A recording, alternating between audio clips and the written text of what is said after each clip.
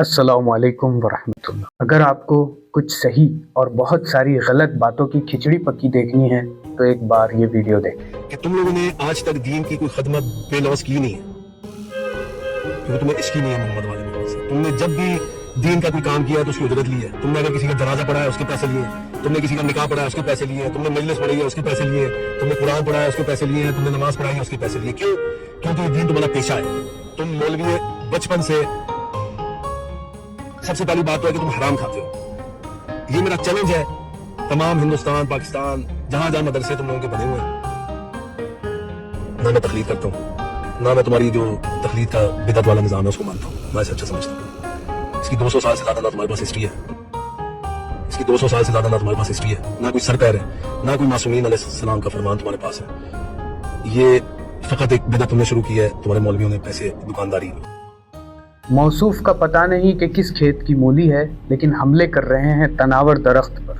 जिस क्वालिटी पर अहले बैत अलैहिमुस्सलाम को नाज है, और यहाँ तक कि रसूल खुदा ने फरमाया है अना मदीनतुल इल्म व अलीयुन बाबुहा, मैं शहर इल्म हूँ और अली उसके दरवाज़ा है। जी हाँ, इल्म और अहले इल्म से हमेशा से दुश्मनी रही है, तारीख गवाह है। लेकिन ताज्जुब यहाँ है कि एक इंसान खुद को आज़ादार भी समझता है और दूसरी तरफ अहले बैत अलैहिमुस्सलाम के रास्ते पर चलने वाले उलमा को हरामखोर। सबसे पहली बात तो है कि तुम हराम खाते हो। ये मेरा चैलेंज है तमाम हिंदुस्तान, पाकिस्तान, जहां जहां मदरसे तुम लोगों के बने हुए हैं। इनसे सवाल किया जाए कि ओ भाई मातम किसका करते हो, तो जरूर कहेंगे कि इमाम हुसैन अलैहिस्सलाम का मातम करते। अगर पूछा जाए कि किसने बताया तो चुप। या फिर कहेंगे कि बचपन में ही सीखा है, तो कहेंगे कि बचपन में किस तरह सीखा है। आज़ादारी किस तरह राइज हुई, आज़ादारी को किसने राइज किया है, अहले बैत के रास्ते पे चलने वाले या उनके दुश्मन? बताइए। अगर अहले बैत के रास्ते पे चलने वालों ने किया है तो इसका दिफा और इसकी इंतशार किसने किया है? उलमा ने या जुहला ने, आलिमों ने या जाहिलों ने? इसके जैसे लोगों की मुश्किल ये है कि ये जिसका मातम करते हैं उस अजीम हस्ती के रास्ते पे चलने वाले लोगों पर जबान दराजी करते हैं। इनको एक तरफ खुद की तारीख का पता नहीं है, लेकिन कहते हैं कि मरजइयत और उलमाए दीन का निज़ाम 200 साल पुराना।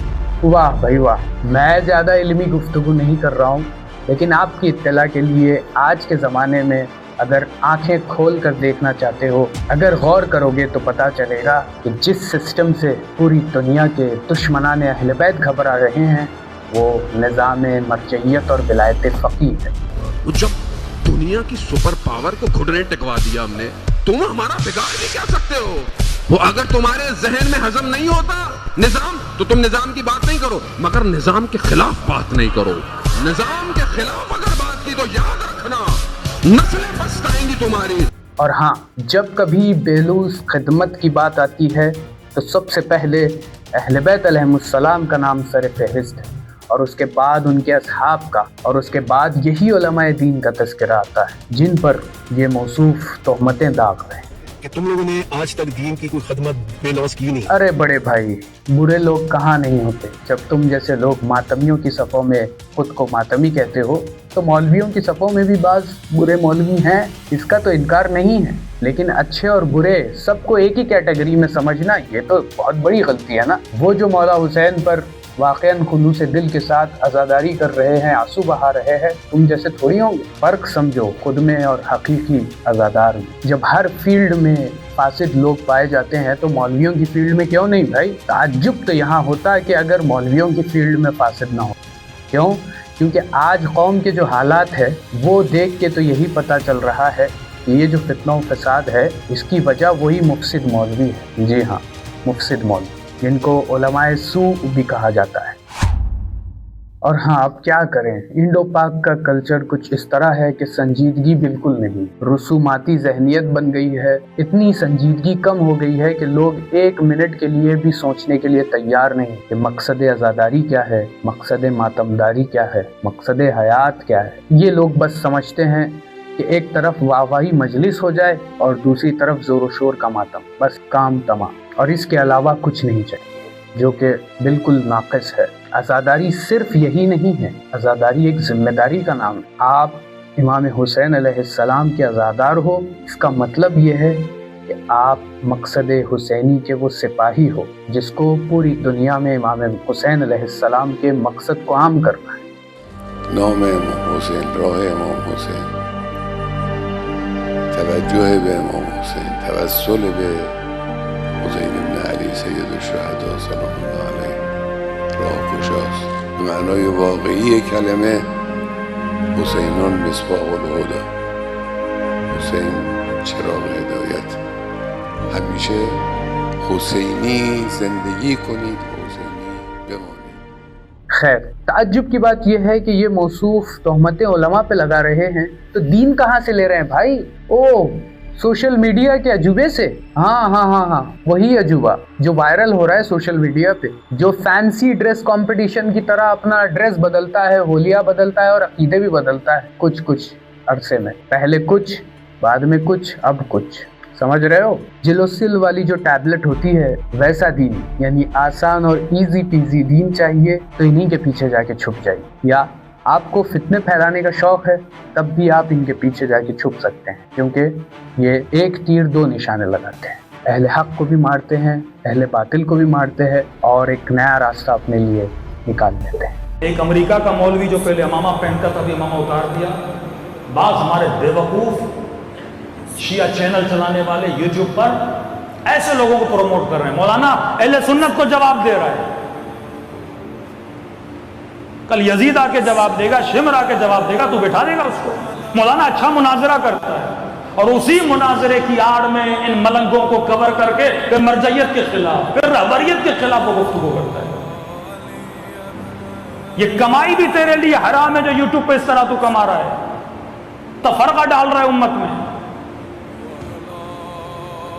اخباریت کو عام کر رہا ہے. تو ان جیسوں کی آئیڈیالوجی کا اگر پوسٹ مارٹم کیا جائے تو بس ایک ہی چیز نظر آتی ہے، اندھی تقلید، جس کو سوشل میڈیا کی زبان میں اندھ بھکتی بھی کہتے ہیں. میں نے دیکھا ہے کہ بعض لوگ اس کی باتوں کو اتنا سیریسلی سنتے ہیں جس نے خود اپنی لائف میں کبھی اسلام کو سیریسلی نہیں لیا. اگر اسلام کو سیریسلی لیتا تو آج سوشل میڈیا پہ یہ نفرتیں اور تفرقے تھوڑی پھیلاتا. اگر یہی علماء حق نہ ہوتے تو یہ سو کالڈ اللہ یاری، جسے ہم اپنی زبان میں فتنہ یاری کہتے ہیں، کیسے اپنی دکان چلا سکتا؟ کیسے سو کالڈ شیعہ ڈیفنس کے نام سے لوگوں کو جمع کرتے ہیں؟ اور ہاں، ان جیسے لوگوں کی باتیں بھی کتنی بچکانا ہے. نہ میں تقلید کرتا ہوں، نہ میں تمہاری جو تقلید کا بدعت والا نظام ہے اس کو مانتا ہوں، میں اسے اچھا سمجھتا ہوں. تقلید کرنے والوں کو برا بھلا کہتے ہیں. ان کی منطق میں اگر یہ لوگ مریض ہو جائیں تو یہ ڈاکٹر کے پاس نہیں جائیں گے، جادوگر کے پاس جائیں گے. شاید ہوا تھا ایک نوجوان اسی کراچی میں آیا، جی میں تقلید نہیں کرتا ہوں. تو میں نے کہا آپ کیوں نہیں کرتے ہیں تقلید؟ کسی نے بیٹا تم سے کہا ہوگا نا کہ تقلید نہ کرو. کہا جی. ہم نے کہا انہوں نے کہا تقلید نہ کرو اور آپ نے تقلید چھوڑ دی، اسی کا نام تقلید ہے.